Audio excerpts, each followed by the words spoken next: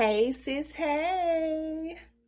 Welcome back to another episode of Let's Be Real, the Big Sister Edition. So, today I want to talk about something that's been very, very close to my heart, and it's probably close to yours too if you've been through some rough experiences in relationships. So, we're going to dive deep into healing your nervous system before stepping into a new relationship. And I know it might sound a bit scientific, but trust me, healing your nervous system is about giving yourself the space and tools you need to truly be open, happy, and healthy with someone new. So grab a cozy spot, let's talk through it, and think of, the advice that I'm giving.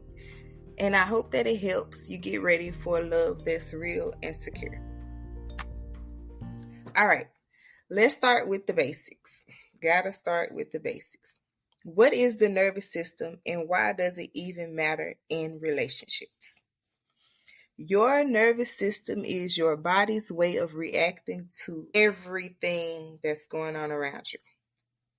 It controls how you respond to stress, how safe you feel, how calm or on edge you are. And if you've been following me on TikTok, then you know the nervous system controls the fight or flight response. And if you've been through a lot, heartbreak, betrayal, toxic relationships, then your nervous system can get stuck in this thing called survival mode. And it's like your mind and your body are always saying, I have to be on guard so I won't be hurt again. Like that's literally what's going through your head when you're in survival mode. You're always thinking ahead and you have this wall up because you're guarding yourself from being hurt again. And when we've had painful experiences, our nervous system sometimes gets stuck. It gets used to reacting with anxiety, extreme defensiveness, or even just shutting down. It's a survival response to protect us from being hurt. But when we're carrying that unhealed energy into a new relationship, it can feel like we're reliving old patterns, like we're bringing our old wounds into a new chapter.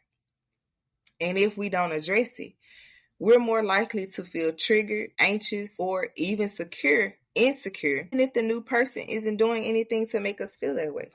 So basically, you'll be projecting all of that old baggage onto a new situation. And it's not fair to either one of you. Okay, so let's talk about what it actually means to heal your nervous system. This isn't about ignoring the past or pretending nothing ever happened. It's about learning to gently soothe yourself, to release those past experiences from your mind and body so that you can start fresh. Healing means finding ways to calm your body down, to relax, and to remind yourself that it's okay to let your guard down again, even if you do it bit by bit. One of the best ways to start is by practicing mindfulness. And I know everyone says it, but it's because it really does work. Mindfulness is about training yourself to be present, to really be in this moment instead of letting your mind pull you back into memories of what went wrong or into the future, worrying about what might go wrong. Me, currently, I live in the present. I have gotten to a place where I'm okay putting my phone on Do Not Disturb and literally not touching it until I have the opportunity to have some me time when I'm with my person. So I want you to try this. When you feel those old anxious thoughts creeping in, take a deep breath. Look around and find something you can touch, see, hear, and smell. Let your senses bring you back to it right now. That is the most powerful way to signal to your body that you are safe and you do not need to be on guard anymore. Now, let's talk about grounding exercises. I spend a lot of time on TikTok talking about stepping outside into the sun and taking your shoes off and ground. So let's talk about it. When you're feeling anxious, your body is actually experiencing real sensations like a racing heart, or you might get a tightness in your chest. And grounding exercises will help you release that tension. My personal favorite is the 5-4-3-2-1 technique. Finding 5 things you can see, 4 things you can touch, 3 things you can hear, 2 things you can smell, and 1 thing you can taste. Yeah, it sounds simple, but it can work wonders when you're feeling on edge. A lot of the quality time that I've been spending with my person has been centered around grounding. We've been going to lakes and sitting in the grass and being in the sun and being by water. So yeah, it has definitely helped me be more present in the moment. By grounding yourself, you're training your body to calm down and let go of that old constant state of alertness. Now, don't forget, that healing also means connecting with yourself. In past relationships, especially difficult ones, we often lose pieces of ourselves. We lose track of who we are outside of those painful memories. So take some time to do things that make you feel like you. Maybe you like journaling about your dreams, or maybe you're a solo traveler, or maybe you need to find a new hobby. Whatever you do, just do something that makes you happy. The goal here is to remind yourself of your worth and your identity, so you feel whole when you step into something new. Now, let's touch on something really powerful, okay? Self-compassion. Healing your nervous system isn't just about calming down. It's about being more kind to yourself through this journey and literally extending yourself the same grace that you would extend to everybody else. There will be days when you feel like you've made huge progress. Other days when something small triggers you and you feel right back where you started. That's okay.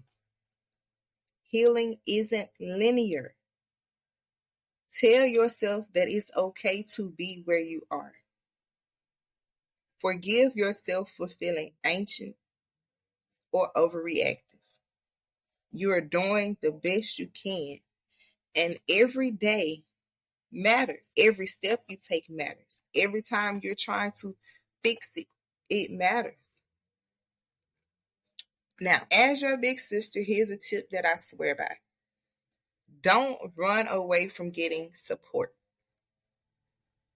This could look like therapy. It could look like joining a support group, or just having somebody you trust who you can talk to about what you're going through. Sometimes just saying your fears out loud or having someone validate your experience can help release the weight that you're carrying. Therapy, especially, can give you tools to understand your reactions and create healthy patterns. You do not have to carry everything alone. It may feel like that. You may feel like you don't have anybody there. Reach out, find a therapist. I promise you, you do not have to carry that by yourself. So, what happens when you've been working on healing and you finally meet someone new? Here's the beautiful part. You're going into it with this awareness, right? You're able to recognize your old patterns and check in with yourself. Over the last 3 or 4 months, you have seen videos of me doing things where I place my hand on my head or my throat or my stomach. That is me reaffirming with myself that I am safe. That is me checking in with myself, letting myself know that I am safe. You know that if you start feeling triggered or anxious, you could take a moment to breathe, reflect, and ground yourself.